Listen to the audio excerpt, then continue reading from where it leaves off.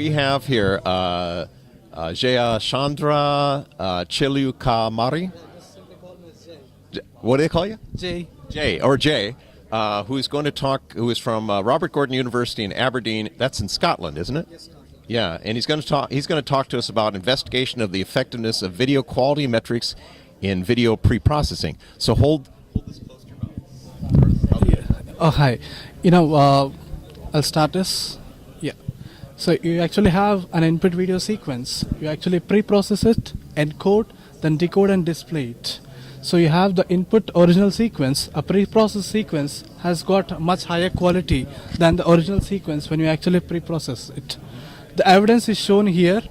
If you see in this particular crew sequence, the bitrate versus mean opinion score clearly shows that there is a perceptual gain at standard deviation equal to 0.3.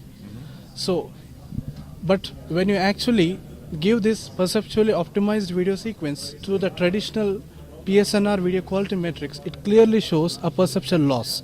So it can be concluded that PSNR actually reports a subjective loss in spite of subjective gain rated by the subjective quality viewers.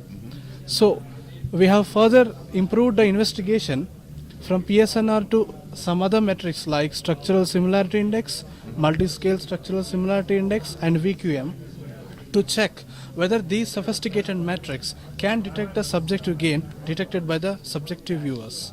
So if you observe these graphs, you can actually clearly see that all the metrics report a loss in spite of the subjective gain, which can be seen in this particular graph.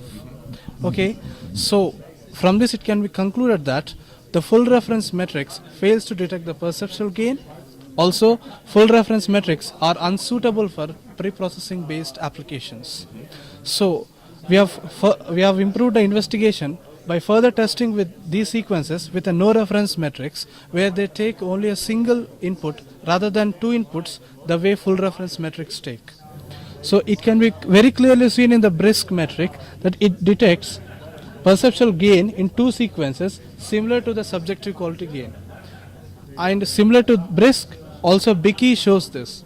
So it can be concluded that no reference metrics show a marginally better performance when compared to these full reference metrics. And if you see especially in this particular Nike metric, it shows perceptual gain in 4 tested video sequences similar to the subjective quality gain except in Coast Guard sequence.